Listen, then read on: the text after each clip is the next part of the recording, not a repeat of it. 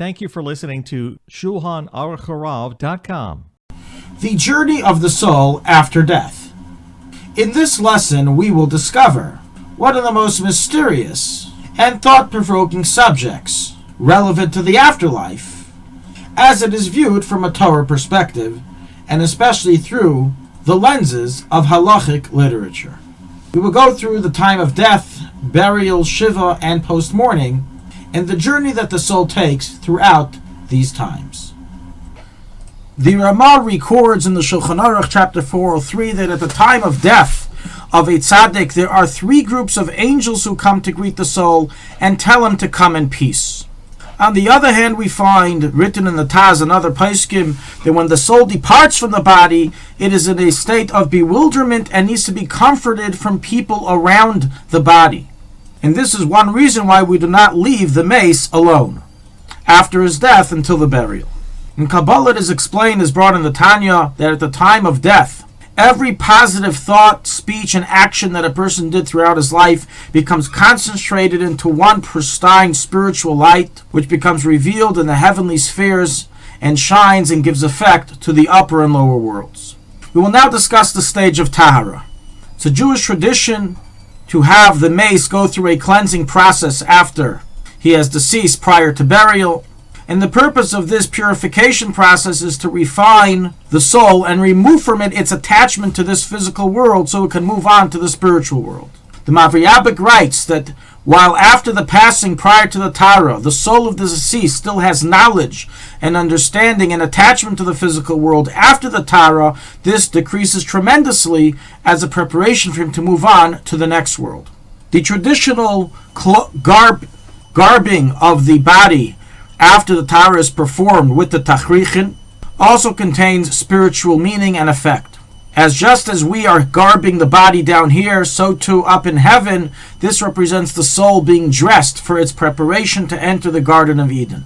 All in all, the Berhetiv writes that the garments used for Tachrichim have an extreme effect on the soul of the deceased, and it is therefore customary to use linen garments for Tachrichim, as written in the Shach and other Paiskim, as there is Kabalistic meaning behind linen.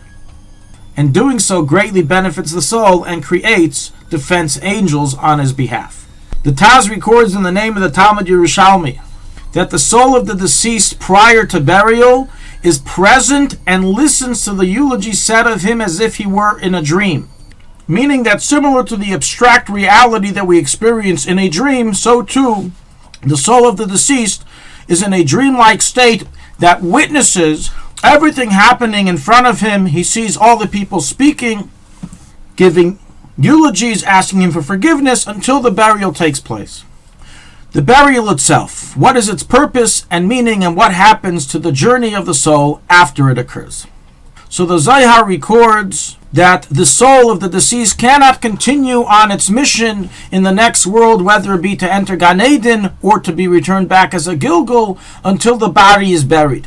And the reason is as the soul cannot be given a new body, whether a new physical body or a new spiritual body, until he departs from his old body. And this is the reason for why, according to Jewish law, we must hasten as much as possible the burial of the deceased. And it's forbidden to delay the burial for unjustifiable reasons, as it's possible that God already predestined that his soul be reincarnated into a new body that very day of death. And the delay of the burial can cause a delay in this reincarnation.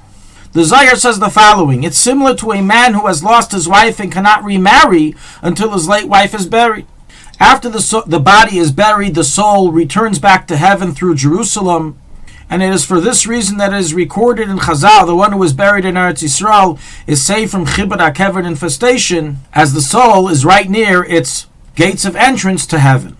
It's brought down that the souls of the deceased become neighbors with those who are buried next to them.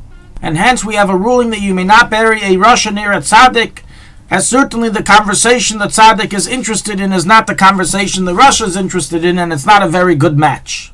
And likewise, the experience of the soul of a tzaddik Gan Eden can be affected detrimentally by being buried near a Rasha. So records the Sefer Chassidim and the Ma'aril.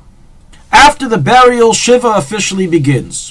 What step in the journey of the soul takes place during Shiva?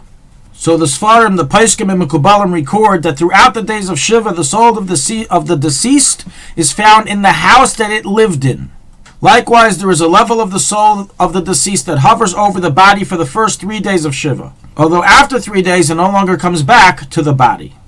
It is due to the above statement that the soul is found in the home that he lived in throughout the Shiva that we are accustomed to make a minyan in that home where the nifter passed away, as doing so gives nachas ruach, gives pleasure to the soul. We likewise light candles in the home, as light is beneficial for the soul and helps to soothe it. Some have a custom of walking around the block after Shiva, and this represents accompanying the soul to its new resting place in heaven. The judgment of the soul. The soul is judged throughout the Shiva, Shloshim, and 12 months after the passing. Likewise, each year, annually, on the day of the yahrzeit, the soul goes through a judgment period. One of the processes of refinement and judgment is called Chibut HaKever, and its purpose is to separate the klipa and evil from the body which became attached to sin due to the sin of Adam and due to his own sins that he did throughout his life. The Arizal gives us a little glimpse into the process of Chibut HaKever, and he states as follows, as recorded in Sha'ar Gulgulim in Akdama 23. Immediately after the burial inside the earth, 4 angels come and lower the earth into the grave and make a vacuum of space that can fit 1 person. They then return his soul to his body just as if he were alive, and 4 angels take hold of him by his arms and legs and shake him, similar to how a talus is shaken. The purpose of this is to shake off from him all of his klippas and all of his dirt that became stuck to him during his lifetime. Now Rizal says that it's for this reason that the grave must be dug deep in order so there be room for the shaking process. Different people go through different amounts and intensities of shaking depending on their actions when they were alive. A tzaddik who controlled his Yetzer Hara only requires a swift shake, which is virtually painless, while a rasha who indulged in sin would require a greater and more lengthy cleansing process.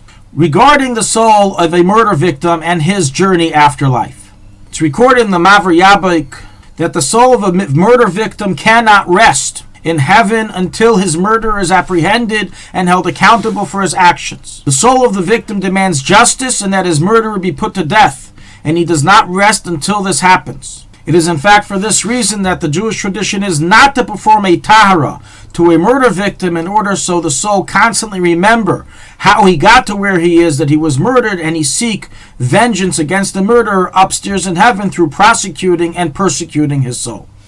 And this also explains why it is a great mitzvah, an obligation upon the relatives of the murder victim to push as much as possible for the perpetrator to be caught and have due justice done to him, as only then can we apply the coinage of the phrase, may his soul now rest in peace. Thank you for listening to Shulchanaruchharav.com. Our free services of making Torah knowledge available to the public depends on donors like you.